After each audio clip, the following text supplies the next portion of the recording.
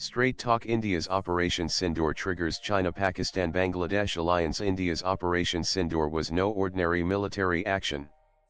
It was a declaration of India's new doctrine to fight terrorism and its state sponsors, and was announced by no less than Prime Minister Narendra Modi himself. The doctrine involves three salient pillars. First, India will take decisive measures to eliminate the sources of terrorism, holding both the attackers and those who support them accountable.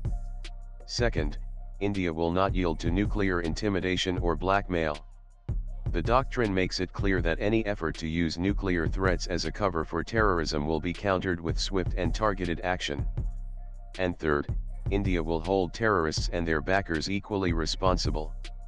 The doctrine clearly states that anyone who shelters, funds, or supports terrorism will face the same repercussions as the attackers themselves. Effectively, India proclaimed before the world that any future terror attack will invite a disproportionate response that will crush Pakistan.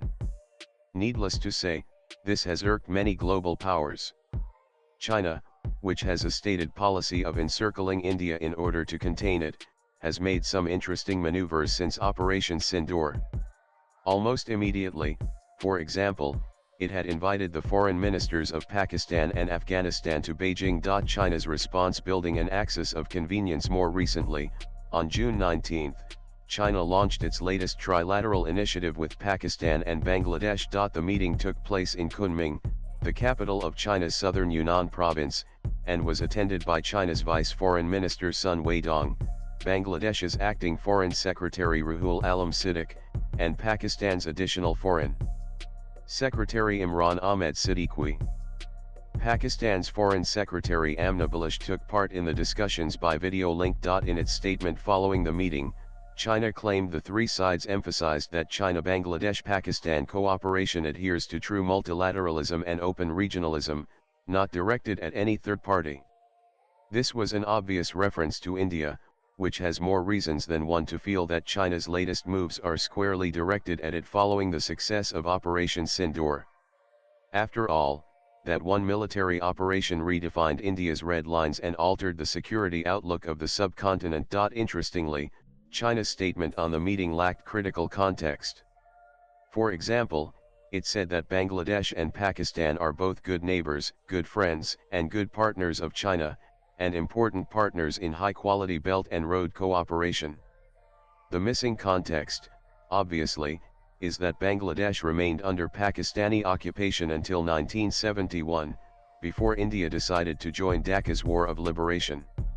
Yet, with Muhammad Yunus and an Islamist regime in charge of Bangladesh now, it would appear that Dhaka is ready to forget all past Pakistani atrocities and get under one anti-India umbrella. Turning India's neighborhood into a battlefield. This new trilateral mechanism is not a random diplomatic exercise, it is a calculated move on the geopolitical chessboard.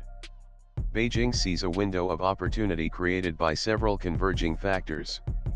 India's newfound muscular posture, epitomized by the doctrine that underpinned Operation Sindoor, has shown that New Delhi will no longer be a passive recipient of state-sponsored terror.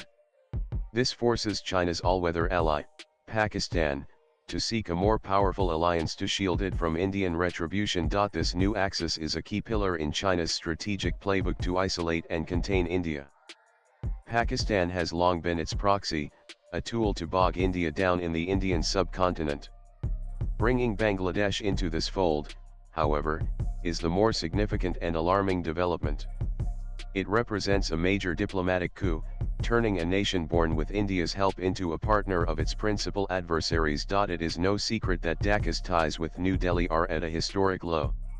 China is exploiting the rift, promising economic largesse through its Belt and Road Initiative BRI in exchange for strategic alignment.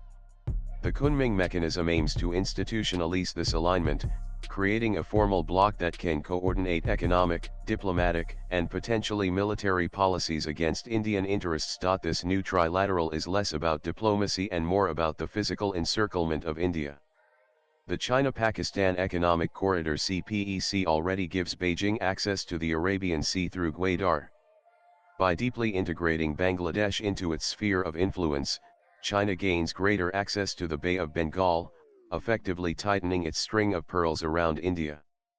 This trilateral axis, therefore, must be seen for what it is: a concerted effort to challenge India's regional primacy, dilute its influence in its own backyard, and create a counterweight to India's growing global stature and its partnerships like the Quad. The implications of this trilateral go far beyond economic and diplomatic cooperation. The logical and most dangerous endgame of this mechanism is its transformation into a full-fledged security alliance aimed squarely at India. China already supplies most of Pakistan's advanced weaponry, effectively arming it to the teeth.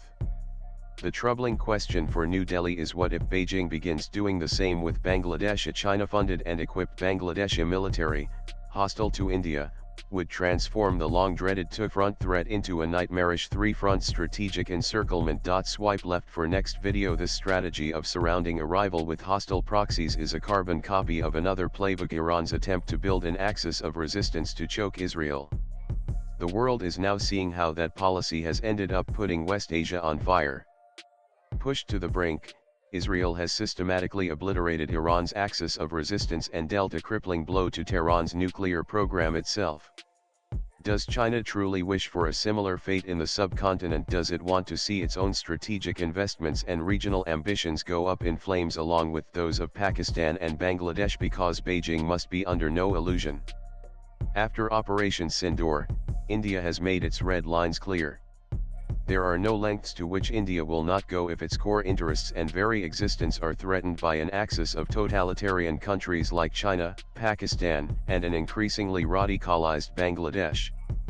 By attempting to turn India's neighborhood into a battlefield, China is not just playing with fire, it is risking a conflagration that could consume the entire region with consequences that even Beijing cannot control. Latest blogs.